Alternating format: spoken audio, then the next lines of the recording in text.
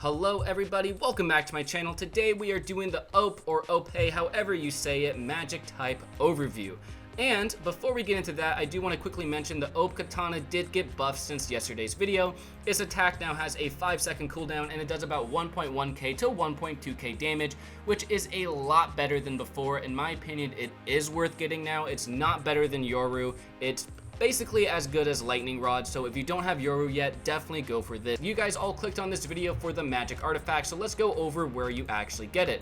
So the place you get it is going to be the law boss. If you do not know where the law boss is, he spawns over here on the corner of the main spawn island on day 1 of summer at 15 o'clock. As you can see, he's already spawned in. He spawns in literally right here. Unfortunately, his drop rate on the artifact is pretty low, so hopefully you guys can get it. Let's get into what the artifact itself actually does. So it is the most unique artifact in the game, in my opinion, at least in terms of what you do. No matter what, you must use this ability called Room. Room is a spec slot ability. What Room does is summon this massive field around you. Within this massive field, you can use magic attacks from the OPE artifact. However, if you're outside this field, you cannot use a single attack from the artifact. So that is a big downside because you can't use specs like Gear 2 or Super Saiyan to give you damage buffs. You literally have to always be using this spec if you want to use this artifact. So now let's get into what the moves actually do. So at level 1, you're unlocking both Room and then Counter Shock. So Counter Shock is a very decent starter move.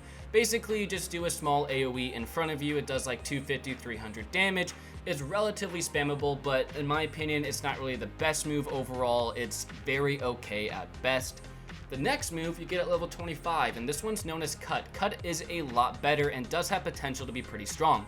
What you do is you click and then you summon rocks out of the ground, or you pick up objects around you depending on where you are standing, and then if you hit the E key, they all slam back into the ground, dealing very good damage. So the Cut move does have great potential to be powerful.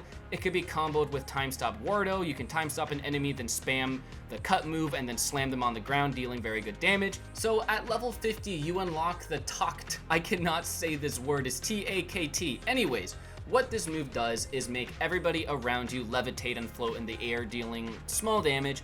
It's not a very good move in my opinion. It does stun enemies, which is good, but it is very funny to use because it just makes all the mobs around you float in the air, and if you and your friends have PvP on, you can just make them float, and it is kind of funny. Let's go over the next move, which you get at level 95.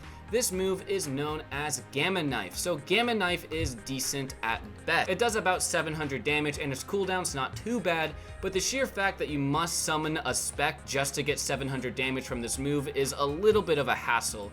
It does have a very cool animation though, and overall it is pretty decent and fun to use, but there's just better moves from other magic types that I would rather use over this move any day, because you don't have to summon a spec to use moves from other magic types. Like, in my opinion, it is a big drawback. The final move is known as Mess. I'm probably saying it wrong, but this is a very, very, very good move. It's the only move in the whole game that requires level 150 magic.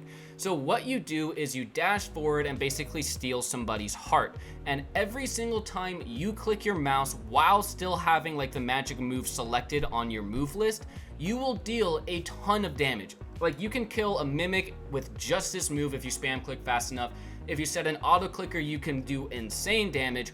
But the problem is you must have the move highlighted on your move list for this to work. For example, I can't heart steal somebody and then use liberation and use moves from other magics. I must have the heart steal attack selected at all times in order to do damage with it. And sometimes it's a little bit annoying because you can sometimes dash into somebody and not even get the move to land. And plus, it only hits one target at a time. But its damage capability is very, very high. So if you're looking at getting this artifact, I'd say this move is the only reason why I would ever use it. Plus, it's an insane defense XP farm. If your friend happens to have greed and you have PvP on and you use this move at them and just spam click, they're gonna get crazy amounts of defense XP. Anyways, guys, that is the OPE, however you say it, artifact overview. Let me know down below if you guys have any more questions. Leave a like if you guys enjoyed, subscribe for more, and I will see you all in my next video. Bye.